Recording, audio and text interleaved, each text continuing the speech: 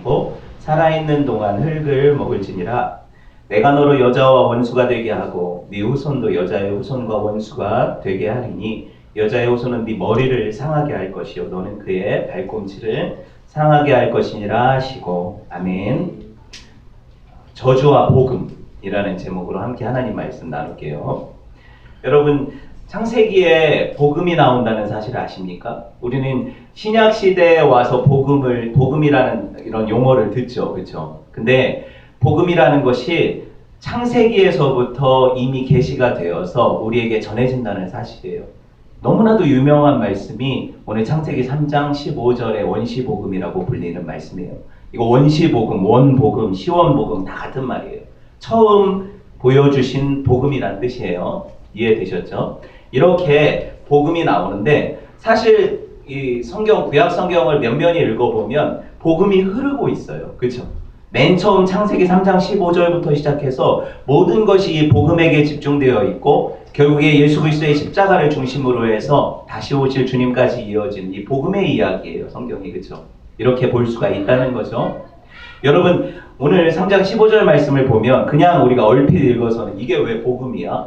뱀 머리 밟는 게고 뱀 나도 잡아봤는데 그럼 나도 복음적인 삶을 사는 건가? 이렇게 생각할 수 있지만 이것이 왜 복음인지 좀 더 깊이 묵상을 해보려고 해요. 여러분, 지난 시간에 우리가 어떤 말씀 들었어요? 바로 전 시간에 선악과를 아담과 하와가 뱀의 유혹에 의해서 따먹고 범죄하는 것, 이것이 어떤 죄라고 했어요? 인간이 피조물의 자리를 이탈해서 하나님이 정하신 경계를 허물어뜨리고 하나님같이 되려는 교만이라고 했죠. 그렇죠? 그리고 이것은 하나님을 사랑하지 않고 자기 자신을 사랑하는 인간들의 습성 안에 다 내재해 있는 그 죄라는 거예요. 이게 우리가 가진 원죄죠. 그렇죠? 나는 어느 순간에도 내가 주인 되려고 하지 남한테 통제받기 싫은 거죠. 누구한테? 하나님께도 그렇다는 거예요. 그래서 이 인간들이 범죄한 이후에 핑계대잖아요. 죄로 인해서 선악을 알게 된 게 아니라 자기들의 수치를 알게 됐다고 했죠. 벌거벗은 것이 부끄러워졌다. 그래서 이걸 다 탓을 하는데 저 아내, 하나님이 주신 아내가 나한테 이거 가져와서 이거 어떻게 안 먹냐. 그래서 먹었다. 또 여자는 뱀이, 하나님 만드신 그 뱀이 줘서 먹었다. 그럼 누구 탓이라는 거예요? 하나님 탓이라고 하는 거잖아요. 이게 바로 저와 여러분의 아주 속 깊은 내면에, 이거 다 하나님 탓 아닙니까? 천국, 지옥 왜 만드셨어요? 선악과 왜 만드셨어요? 이거 다 하나님 탓 아닙니까? 우리한테 우리가 뭐 할 수 있는 게 있어요? 이렇게 탓하는 게 누구예요? 저와 여러분이라는 거예요. 충분히 이해되셨죠? 이게 우리 마음 기저에 있기 때문에 이거를 여러분 깨뜨려 버려야 돼요. 중요한 건 뭐냐면 이게 왜 복음이냐? 오늘 3장 15절 말씀이. 자, 보세요. 뱀의 유혹에 의해서 선악과를 따먹은 걸 신학적 용어로 타락이라고 하죠. 그렇죠? 사람 너 타락했다 할 때 그 타락이에요. 타락인데 이 타락은 하와와 아담이 하나님이 처음 창조하신 목적에 부합되지 않는 거잖아요. 그래서 하나님은 첫 창조의 목적을 다시 이루실 거라는 기대를 가지고 아담과 하와를 회복시킬 거란 말이죠. 이게 성경 이야기잖아요. 그러면 이 타락에 대해서 바라볼 때 하나님은 이건 비정상이다 이렇게 볼 거 아닙니까? 그렇죠? 정상이 아니잖아요. 하나님 의도대로 살지 않으니까.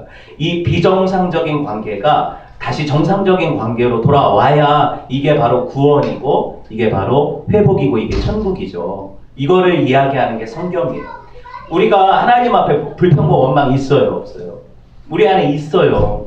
없는 것 같아도 어떤 일이 딱 건드려지면 내 안에 원망이 일어나거든요. 불평이 일어나거든요. 이게 왜 그러냐면 하나님과 우리의 관계가 근본적으로 깨져서 그래요. 깨져서 그래요. 그래서 우리가 내가 아담의 후예인 걸 알게 돼요. 나는 하나님 사랑한다고 고백했잖아요. 다. 그렇죠? 그리고 하나님이 내 인생의 주인이라고 고백하지만 불쑥불쑥 내 안에 내 원하는 대로 안 되고 하나님이 일을 틀어버리시는 것 같이 느낄 때 어때요? 불만이 일어나고 불평이 일어나죠. 그럼 뭐예요? 여전히 하나님이 내 주인이라는 인정이 아니라는 거죠. 가짜라는 거잖아요. 그래서 내가 내 마음대로 안 되니까 화나는 거 아닙니까? 그리고 내 삶을 통제하고 있는 누군가에 대해서 미워하는 마음이 생기는 거잖아요. 그렇죠? 그런 얘기예요. 그래서 인간은요, 범죄한 이후에 어떤 삶을 주장하냐면 나는 자주적인 인간이다. 나는 자율적인 삶을 살겠다. 쉽게 말해서 노터지. 내가 결정하는 것, 내가 살고 싶은 것, 내 삶의 방식에 훈수 두지 마라. 간섭하지 마라. 성경 말씀이라고 하고 설교 말씀이라고 해도 뭐예요? 뭐 설교는 너나 해라. 나는 내 맘대로 살겠다. 오늘 뭐 주일에 그래요. 뭐 들어야지. 듣는데 삶은 내 삶대로 살겠다. 내 방식대로 여전히 살겠다. 이게 뭐예요? 바뀌지 않은 타락의 내면, 내 안에 있는 모습이라는 거죠. 여러분, 에덴 동산에서 벌어진 희대의 사건은 뭐예요? 사단의 주장을 받아들여서 자주적인 인간이 되려고 한 거예요. 하나님 없이도 나는 독립적으로 살 수 있다. 하나님이 도우시지 않아도 산다. 내가 혼자 살겠다. 이게 인간들이 그렇게 추구하는 휴머니즘이고 인간 중심 삶이고 이게 포스트 모더니즘이에요. 무슨 말이에요? 내가 좋은 게 선이라는 거죠. 하나님은 선악을 분명히 성경에서 얘기하시지 않습니까? 선은 뭐예요? 하나님 보시기에 좋은 게 선이죠. 맞아요? 근데 악은 그럼 하나님 보시기에 좋지 않은 게 악이죠. 근데 우리 판단은 뭐예요? 하나님이 보시기에 좋더라도 나한테 불편해. 내가 원하지 않아. 그럼 이걸 악이라고 규정하죠. 이해돼요? 그리고 하나님 보시기에 이거 분명히 악인데 나한테 유익이 돼. 이익이 돼. 돈이 돼. 그럼 이건 나한테 좋은 거니까 선이야. 이렇게 생각하죠. 이게 뭐예요? 선악의 판단자가 누가 된 거예요? 하나님이 아니라 내가 된 거죠. 이걸 이해하셔야 돼요. 이게 선악과 따먹는 거예요. 그냥 과일을 따먹어서 이렇게 하지 말라는 거 했다 이런 정도가 아니라 여러분 내면의 선악과를 아담한테 핑계할 수 없는 선악과의 범죄가 있다는 거죠. 이 얘기하는 거예요. 성경은 계속 우리한테 이걸 얘기를 해요. 자, 포스트 모더니즘, 발음도 어려워요. 후기 근본주의잖아요. 후기 현대주의가 포스트 모더니즘인데 우리말로 하면 무슨 뜻이에요? 자기 소견에 옳은 대로 사는 거예요. 내가 원하는 방식대로 내 삶의 주체가 되어서 얼마나 멋있는 말이에요. 자주적으로 독립적으로 누구도 내 삶에 간섭할 수 없고 내가 살아가는 방식 이게 내 세상이다. 오버클래스 아이디 뭐 이러면서 나는 나 이렇게 그러니까 간섭하지 마. 누구라도 하나님이라도 간섭하지 마. 이렇게 살아가는 세상이에요. 여러분 그리고 우리가 가지고 있는 가치 기준들이 있죠. 사람을 판단하거나 내 삶을 판단하는 기준이 어디서 왔어요? 성경이에요? 아니면 세상이에요? 가령 이런 거 많이 해보셨을 거예요. 뚱뚱하면 자기 관리가 안 된 거고 저건 나쁜 거다. 이런 생각이 우리 안에 들어와 있죠. 들어와 있지 않아요? 이게 성경이 이런 얘기 해요? 안 해요? 안 하죠. 근데 우리는 모든 그 모델들을 보면서 나도 저 식스팩을 가져야 되고 나도 저렇게 S라인이 되어야 되고 저렇게 살지 않으면 나는 내 관리를 못한 거고 나는 뭐예요? 약간 죄된 삶이다. 이렇게 느끼게 만드는 세상 풍조죠. 이해되셨어요? 하나님은 뚱뚱한 사람도 지으시고 홀쭉한 사람도 만드셨어요. 그러니까 우리가 다이어트를 해야 되는 목적은 내가 건강하게 하나님을 섬기기 위한 삶 이게 목적이 되어야 돼요. 이해되셨죠? 근데 그냥 내가 수트빨을 받으려고 다이어트를 한다. 근데 왜? 사람들이 나를 멋있게 봐야 되니까 이거 벌써 뭐가 해야 돼요? 가치 판단 기준이 사람들한테 와 있는 거죠. 잘못됐다는 얘기하는 거예요. 모든 게 다 그래요. 성경이 얘기하는 것과 내 기준이 정말 성경적인가 아닌가 한번 생각해 보세요. 대부분의 경우 나는 세상에 듣고 그 사람들로부터 받은 가치 기준이 내 가치 기준이 되어 있을 거예요. 그래서 그렇게 판단하고 다른 사람들 정죄하고 미워하고 나한테도 옥죄고 그죠? 자유함이 없어요. 왜 그런가? 성경 말씀이 나를 주장하지 않기 때문에 그래요. 여러분 그러니까 내가 판단하는 기준이 어떤 건지 보세요. 내가 선악과를 따먹은 사람이라면 계속해서 하나님 말씀과 상관없이 판단하고 살 거예요. 그렇죠? 이거를 생각하면서 말씀을 들으세요. 오늘은 처음부터 얘기를 할 텐데 일찍 안 끝나니까 여러분들이 마음을 다잡고 들으세요. 오늘 말씀은 제가 좀 길게 준비를 했어요. 예나 지금이나 사람들은요. 창조주 하나님으로부터 독립하려고 해요. 이게 사람들의 성향이에요. 광복절 무슨 뜻이에요? 광복절 뭐지? 일본으로부터 우리나라가 독립하고 해방된 날을 기념하는 8월 15일 아닙니까? 콜라 이름이 아니라. 그쵸? 이 광복절을 미국에도 독립기념절이 있다는 거 아시죠? 이거 뭐라고 해요? 인디펜던스 데이라고 하죠. 영어로 그죠? 인디펜던스 데이 이 단어를 보시면 내가 디펜드 한다는 건 뭐예요? 뭐뭐에 의존한다는 뜻이죠. 디펜드 온 하면 뭐뭐에 의존한다는 뜻이잖아요. 근데 앞에다 부정을 나타내는 전치사 in을 붙이면 뭐예요? 영어 시간이 in을 붙이면 뭐예요? 네. 독립적인이라는 뜻이죠. 의존하지 않고 독립적인이라는 뜻이잖아요. 그렇죠? 그래서 인디펜던스 데이가 되는 거잖아요. 독립한 날, 의존하지 않는 날. 사람은 누구나 다 인디펜던스 데이를 맞이하고 싶어 해요.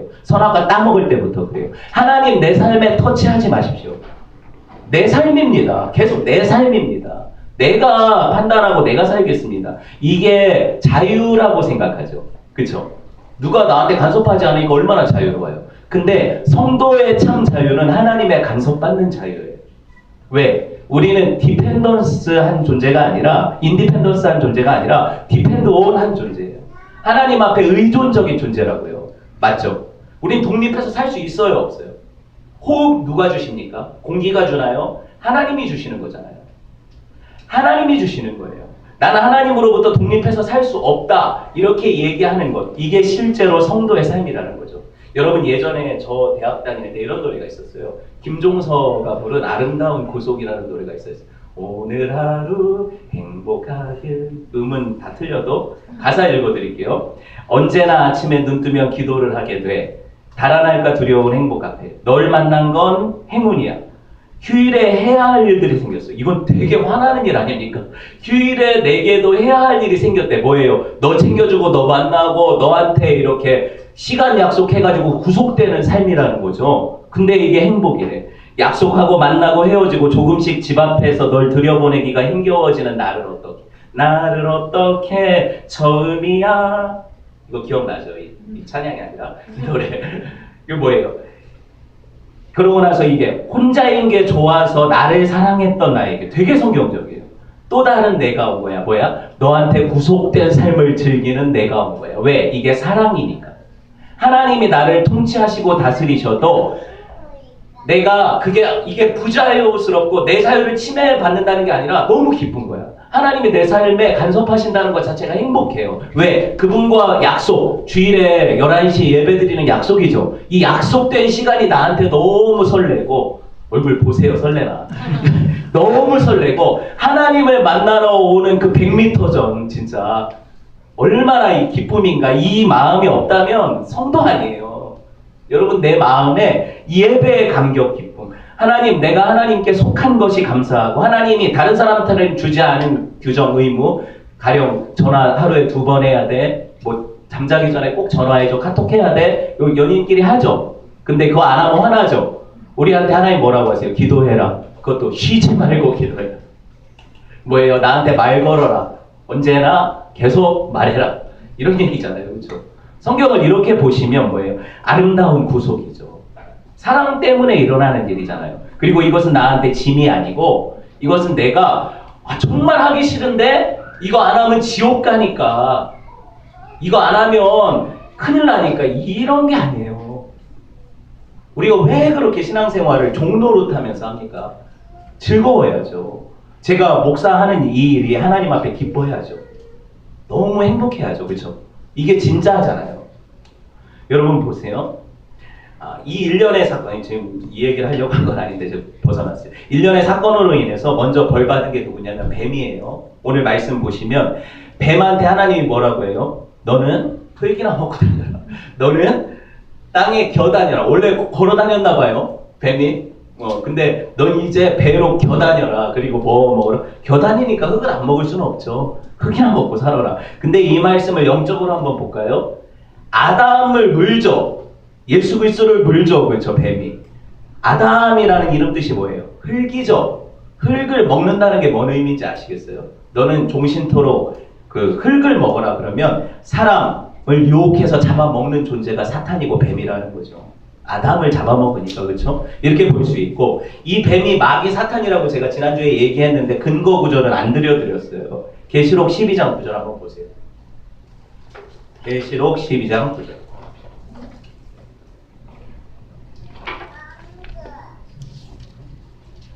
나도 노래 잘했으면 좋겠는데 어렵네. 계시록 12장 9절. 보셨어요? 한번 큰 소리로 읽어봅시다. 시작. 큰 용이 내쫓기니 옛 뱀, 곧 마귀라고도 하고 사탄이라고도 하며 온 천하를 꿰는 자라. 보셨죠? 그 뱀이 누구예요? 사탄이라고 하잖아요. 그렇죠? 마귀라고 하잖아요. 그냥 대입한 게 아니고요. 여기서 더 서펜트라고 하죠. 뱀. 그 뱀이 뭐냐면 더라고 해서 관사가 붙어요. 정관사가. 그 뱀이라는 거예요.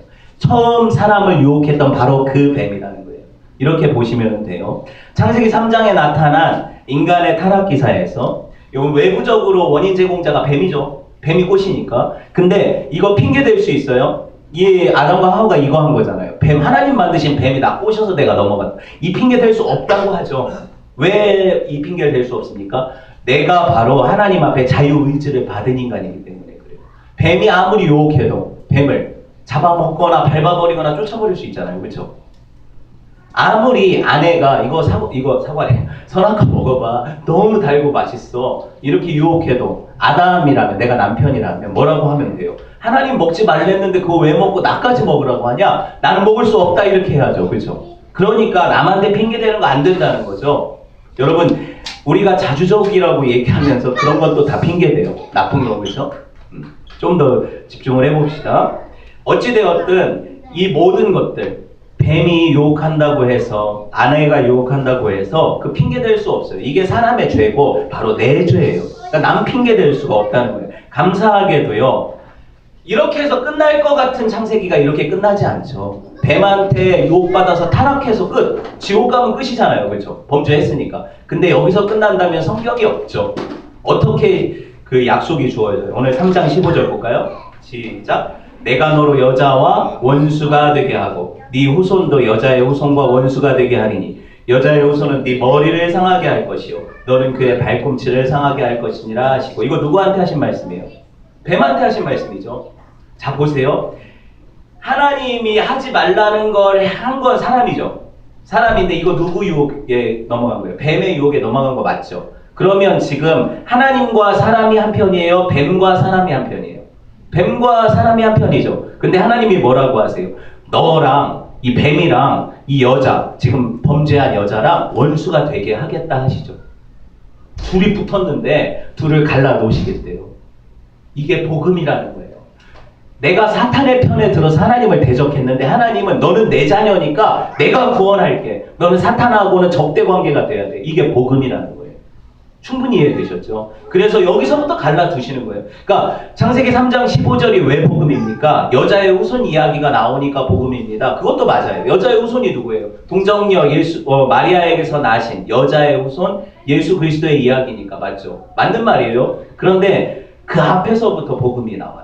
하나님은 뱀과 붙어먹은 인간을 하나님 편으로 만드시고 뱀은 그 인간과 원수가 되게 하셨죠. 이게 하나님 은혜라는 거예요. 이게 복음이라는 거예요. 여러분 한번 생각을 해봅시다. 이게 실제로 신약에서 어떻게 이루어지냐면요. 아까 예수 그리스도의 오심을 얘기를 했는데 마태복음 1장에서 뭐가 나와요? 여러분이 읽기 힘들어하는 족보가 나오죠. 누구는 누구를 낳고 누구는 누구를 낳고. 이게 누구 족보예요? 그래요. 예수 그리스도의 족보인데 요셉, 예수 그리스도의 육신의 아버지 요셉의 족보가 마태복음 1장이에요. 한번 펴보세요. 마태복음 1장. 그러면 이와 반하는 또 다른 족보가 하나 나오죠. 어디에? 누가복음에 나오죠. 누가복음 3장 족보가 나와요. 이 족보는 누구 족보예요? 한번 보세요. 여러분이 찾아보세요. 누가복음 3장은 누구 족보예요? 이게 누가복음 3장의 족보는 마리아의 족보죠. 한번 보시면은 마리아로 이어지는 계보라는 걸 알 수 있어요. 물론 마리아와 엘리사벳 그쪽은 친척이에요. 그러니까 자 보세요. 제가 설명을 해드릴게요. 이스라엘의 메시아는 누구의 왕위로 와야 돼요? 다윗의 왕위로 와야죠. 다 아시잖아요. 그렇죠? 다윗의 왕위로 와야 돼요. 육신으로, 혈육으로 그렇게 와야 돼요. 그런데 영적인 의미에서는 어떻게 돼요? 영적인 의미에서도 당연히 다윗의 메시아의 혈통을 이어야 예수님이 되죠. 근데 이걸 한번 생각을 해보세요. 왜 이 두 족보가 필요한가? 한 족보만이 아니라 왜 두 족보인가? 요셉, 육신의 아버지인 요셉도 누구예요? 다윗의 자손이죠. 왕의 혈통이라는 거예요. 예수님이 글로 오시는 거예요. 근데 요셉은 예수님이 낳는데 관여가 돼요? 안 돼요? 안 되잖아요. 그러면 말이 안 되잖아요. 요셉에게서 나신 게 아니잖아요. 그렇죠? 그러면 분명히 혈통을 이어야 되는데 어떻게 혈통을 잇느냐? 보세요. 누가복음 3장에 보면 누가 나와요? 다윗의 아들 나단이 나오죠. 나단.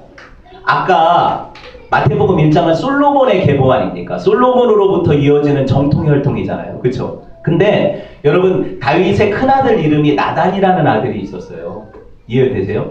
나단이라는 아들이 있었고 이 큰아들이 원래대로 하면 적통이죠. 그렇죠? 근데 솔로몬이 왕통이 됐잖아요. 그렇죠? 그러니까 이 나단으로 이어지는 족보가 누구에게로 이어지고 있어요? 누가복음 3장에서 마리아에게로 이어지고 있어요. 신기하지 않습니까? 너무 신기하지 않아요? 저만 신기한가요? 보세요. 예수님은 진짜 왕으로 오시는 거예요. 영적으로나 육적으로나. 그래서 유대인의 왕이라고 되는 거예요. 진짜 성경이 1.1획도 오차가 없죠. 이런 방식으로 마리아와 요셉의 족보를 써놓은 이유예요. 그래서 여러분, 야, 이거 누가 누굴 낳고 누가 누굴 낳고 관심도 없는데 왜 이렇게 써놨나? 이게 중요하거든요. 정말 중요하거든요. 그래서 예수님이 정통의 하나님 보내실 그 메시아다 이거 보여주는 거니까. 족보가 없는 사람이 돼요? 안 돼요? 안 되죠. 그 유대인들을 설득할 때는 이게 정말 중요하거든요. 그래서 예수님이 왕이신 거예요. 됐죠? 여기까지. 좀 더 깊이 들어가 봅시다. 근데 예수님을 낳은 것은 누구라고 했어요? 여자라고 했죠. 여자인데 동정녀예요. 동정녀는 남자랑 같이 잠자리를 하지 않은 여자. 그렇죠? 처녀라는 거죠. 그러면 이 동정녀, 예수님의 어머니 마리아, 모친, 그렇죠? 이 어머니 뱃속에서 예수님이 어떻게 잉태됐다고 성경이 기록해요? 성령을 통해서 잉태됐다고 기록하죠. 그럼 남자라고 상관없이 여자의 후손이 되는 게 맞죠. 성경이 얼마나 정확합니까? 그쵸? 여자의 후손이 되는 게 맞잖아요. 더 신기한 것은 여러분, 이 여자의 후손으로 예수님이 오셔서 구속의 십자가 구속 사역을 이루시고, 그리고 구원해 내신 백성을 우리가 뭐라고 불러요? 저와 여러분, 교회라고 부르죠. 교회라고 부르지 않습니까? 그렇죠? 영적인 의미에서 보면 이거예요. 여자는 곧 교회를 상징해요. 영적인 의미에서 여자는 곧 교회를 상징해요. 왜? 교회의 필요에 의해서 누가 오십니까? 이 땅에? 예수 그리스도께서 오시거든요. 왜? 이 땅에 구속받은 하나님의 백성들이 이미 창세전에 작정됐다고 했죠. 설교에서 제가. 작정하신 백성들을 구원하시는 방편으로 자기 아들을 보내셔서 십자가 지시는 방법이라고 했죠. 그 십자가를 적용시키는 건 성령이라고 했고, 근데 그 계획을 이루시기 위해서 예수님이 십자가 지시고 탄생시키신 사람들이 누구예요? 저와 여러분, 교회죠. 그래서 여자는 교회가 되는 거예요. 이 여자의 어떤 탄생을 위해서 예수님께서 오시는 거예요. 교회를 탄생시키기 위해서 예수님이 오시는 거예요. 교회가 없으면 예수님도 없는 거예요. 어떻게 보면 하나님의 계획 안에 그렇다는 거예요. 이렇게 이해를 하시면 되고, 이거 너무 억제 아닙니까? 억제 아니죠. 계시록 12장 한번 보세요. 아까 보셨던 말씀이죠. 계시록 12장 1절에서 6절 말씀 눈으로 한번 따라 보세요. 하늘에 큰 이적이 보이니 해를 옷 입은 한 여자가 있는데 그 발 아래 달이 있고 그 머리에는 12별의 관을 썼더라. 이 여자가 아이를 베어 해산하게 되어 아파서 애를 쓰며 부르짖더라. 하늘에서 또 다른 이적이 보이니 보라, 한 큰 붉은 용이 있어. 머리가 7이요 뿔이 10이라. 그 여러 머리에 7 왕관이 있는데 그 꼬리가 하늘의 별의 3분의 1을 끌어다가 땅에 던지니라. 용이 해산하려는 여자 앞에서 그가 해산하면 그 아이를 어떻게 하려고 해요? 삼키고자 하되, 여자가 아들을 낳으니 이는 장차 철장으로 만국을 다스릴 남자라. 이게 누구예요? 예수 그리스도시죠. 자, 보세요. 여자가 있고 예수 그리스도가 있죠. 여자의 후손으로 오시는데, 이 여자는 이 성경 해석에서 누구냐면 교회라는 거예요. 교회를 구속하시기 위해서 예수님이 오시는 거예요. 이거를 사탄이 막으려고 발악을 했죠. 그게 십자가잖아요. 근데 사탄은 십자가에서 하나님의 아들 예수님을 못 박아 죽이면 자기가 이길 거라고 생각한 거 아닙니까? 근데 하나님의 놀라운 비밀의 계획은 십자가의 죽으심으로 당신의 백성들을 살리시려는 복음이죠. 너무 신기하죠, 그렇죠? 이게 하나님의 역사라는 거예요. 자, 이제 우리 10분만 더 집중을 해봅시다. 괜찮아요.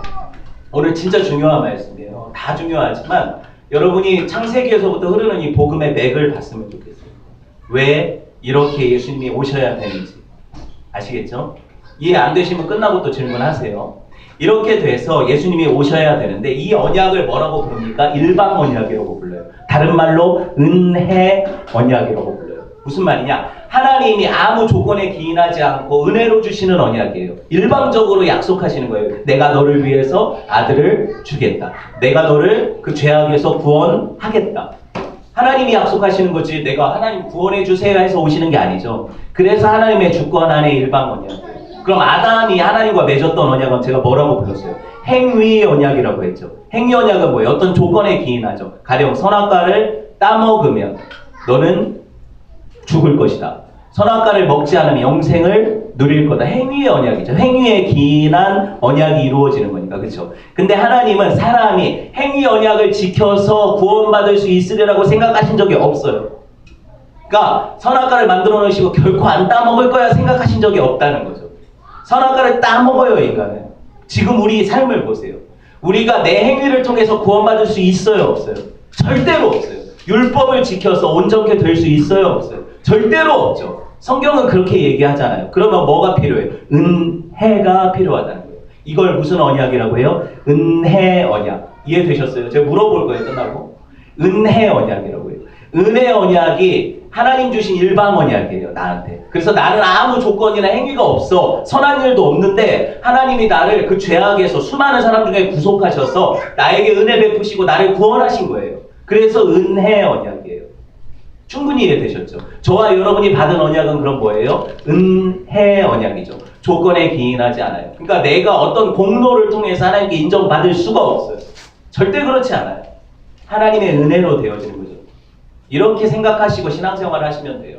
이게 기본이에요. 그리고 여러분, 이 하나님이 아담과 맺었던 것은 계약이라고 했잖아요. 아까 행위 언약을 했잖아요. 근데 행위 언약을 못 지키니까 하나님이 율법을 주셔도 봐라. 율법을 왜 주셨을까?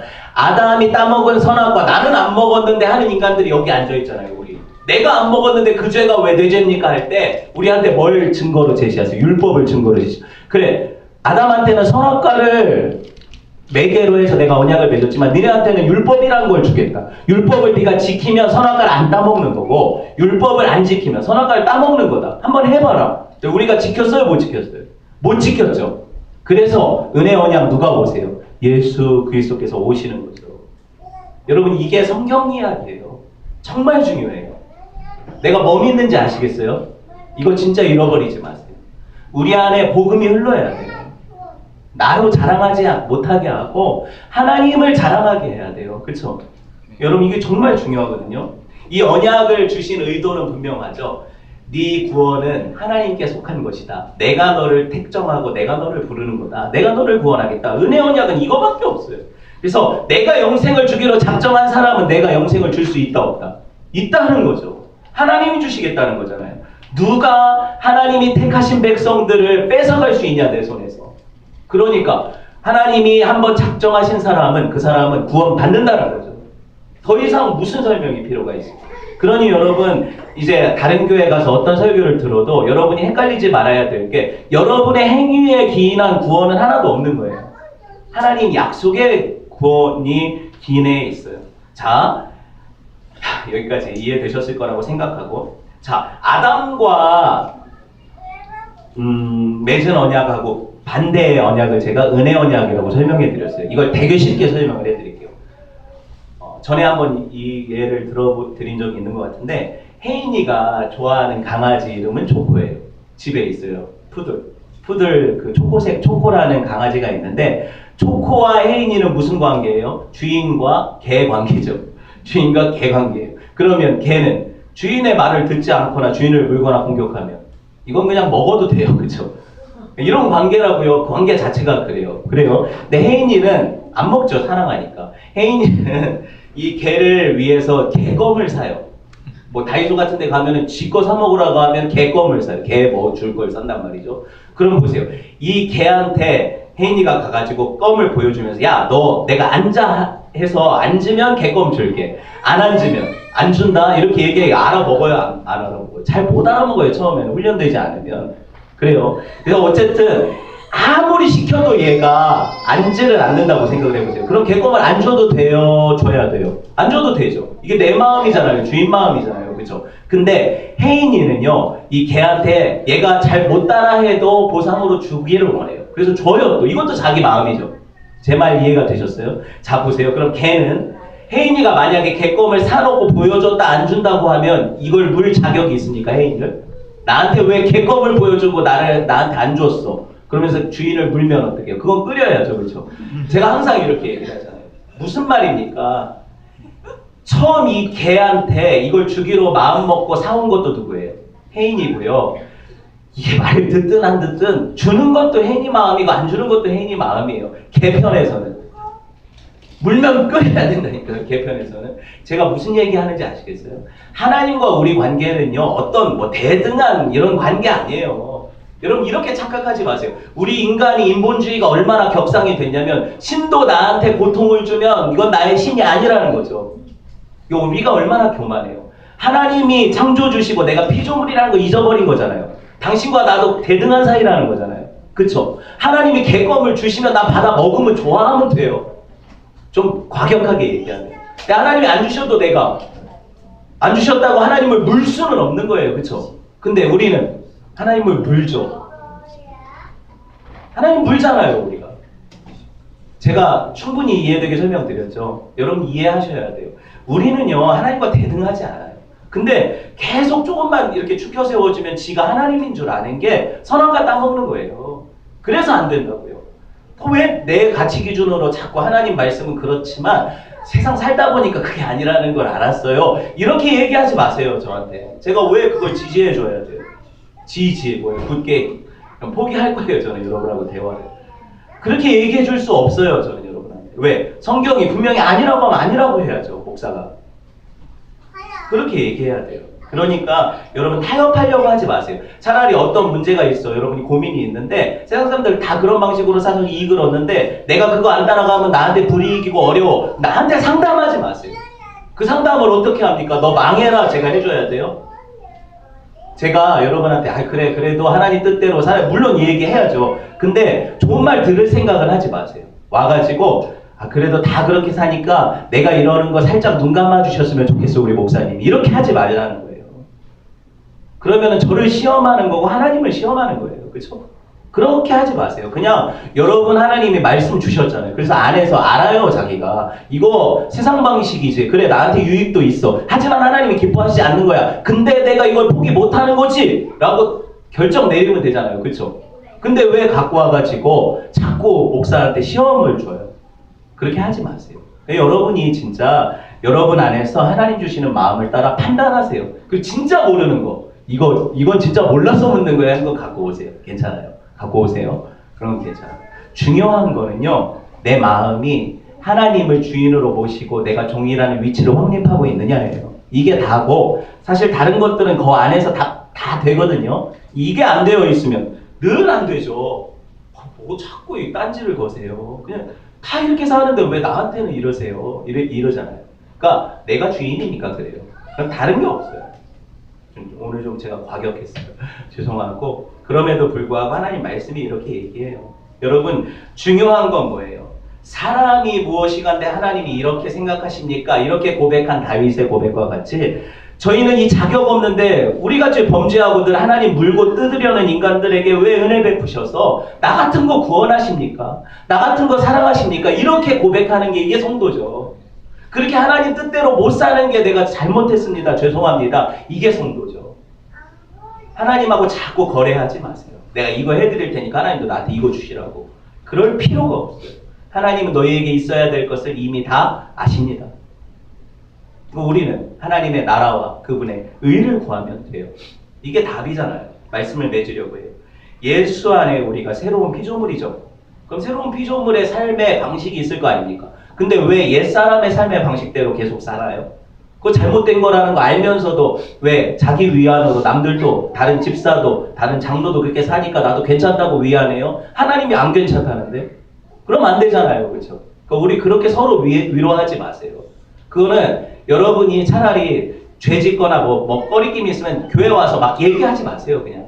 그냥 조용히 아시겠어요? 그거 하나님하고 해결하세요. 사람들한테 인정받으려고도 하지 마세요. 그거 죄예요. 그래서 사람들을 미혹하고 같이 동조하게 하는 게 죄예요. 아시겠죠? 그렇게 하지 마시고 하나님 앞에서 말씀에 따라 판단받으시고 그 기준에 따라 여러분이 살면 돼요. 어렵지 않아요. 네, 말씀을 맺겠습니다. 진짜 어려운 거는요. 하나님 구원받았으면서 내가 주인인 것처럼 사는 게 진짜 어려워요. 왜 이게 어렵냐면 하나님이 그냥 안 놔두시거든요. 하나님 그냥 안 놔두세요. 그러니까 그거 진짜 어렵거든요. 한번 해보세요. 목줄 풀어놓으시나 아니면 땡기시나. 그건 여러분이 아실 거예요. 목줄 풀어놓으면 주인 없는 개고 목줄이 있으면 주인이 있는 개니까. 그렇죠? 나는 목줄 메고 살 거예요. 그렇게 여러분 안에서도 하나님 앞에서 마음의 결단이 있었으면 좋겠어요. 우리 함께 하나님 말씀 보았는데요. 주신 말씀 따라 여러분의 마음에 감동 주시는 대로 여러분이 고백하며 나아가시기